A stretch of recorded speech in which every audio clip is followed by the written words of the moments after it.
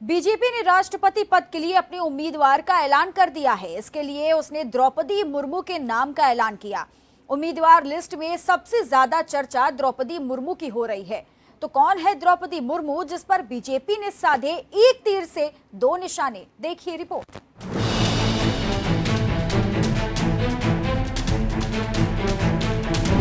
राष्ट्रपति चुनाव का समय नजदीक आ रहा है, जिसको लेकर बैठक भी हो रही है और उम्मीदवारों के नाम पर चर्चा भी हो चुकी है। बीजेपी ने मंगलवार को अपने राष्ट्रपति पद के उम्मीदवार के नाम का ऐलान कर दिया है। बीजेपी ने द्रौपदी मुर्मू के नाम का ऐलान किया। हालांकि ये नाम थोड़ा चौंकाने वाला तो रहा, लेकिन द्रौपदी मुर्मू अगर राष्ट्रपति पद का चुनाव जीत जाती हैं, तो वो देश की पहली आदिवासी राष्ट्रपति होंगी। बीजेपी ने बड़ा सोच समझकर और एक तीर से दो निशाने साधकर द्रौपदी मुर्मू को उम्मीदवार बनाया है। ऐसे में आपको भी जानने की उत्सुकता होगी कि आखिर कौन है द्रौपदी मुर्मू। द्रौपदी मुर्मू एक आदिवासी समाज से ताल्लुक रखती हैं। द्रौपदी मुर्मू का उड़ीसा के मयूरभंज जिले के बैदापोसी गांव में जन्म हुआ और वहीं से उन्होंने अपनी शुरुआती पढ़ाई की। अगर हम उनके राजनीतिक सफर का जिक्र करें तो द्रौपदी मुर्मू झारखंड की 9वीं राज्यपाल बनी थी। राज्यपाल बनने से पहले वो बीजेपी के सदस्य भी हैं।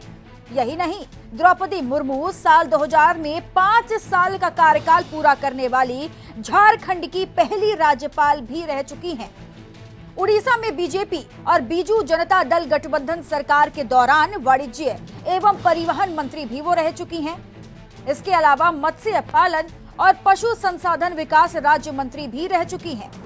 लेकिन क्या आप जानते हैं कि मुर्मू ने एक शिक्षक के रूप में अपने करियर की शुरुआत की थी और फिर उड़ीसा की राजनीति में कदम रखा।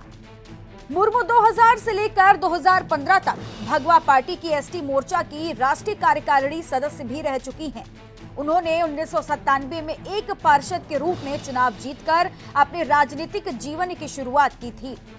राजनीतिक सफर के अलावा अगर देखा जाए तो द्रौपदी मुर्मू को अपना राष्ट्रपति उम्मीदवार बनाकर बीजेपी ने एक तीर से दो निशाने साधने की कोशिश की है। बीजेपी आदिवासियों पर ध्यान दे रही है, क्योंकि गुजरात, मध्य प्रदेश और छत्तीसगढ़ में चुनाव होने वाले हैं।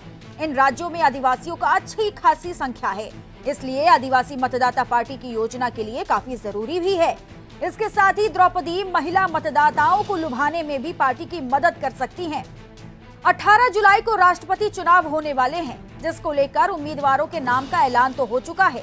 विपक्ष की तरफ से यशवंत सिन्हा उम्मीदवार बने हैं। अब देखना होगा कि राष्ट्रपति के पद पर मुर्मू बैठती हैं या फिर मोदी का विरोध करने वाले यशवंत सिन्हा। चित्रा सिंह की रिपोर्ट, R9 न्यूज।